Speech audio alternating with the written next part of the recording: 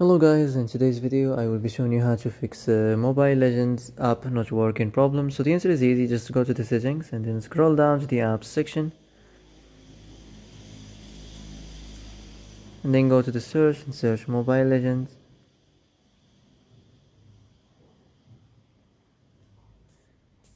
And then go to the storage and here you will find this clear cache option. Click on it. Now you can go check it if it worked, and if it didn't you can try to restart your phone or turn the Wi-Fi off and on, or the Bluetooth or the airplane mode.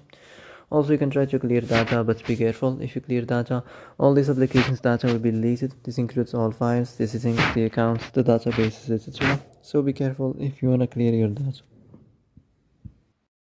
And that's it for today's video. I hope this is the answer you've been looking for. If you like this video, don't forget to like and subscribe, and see you in the next video. Thanks for watching.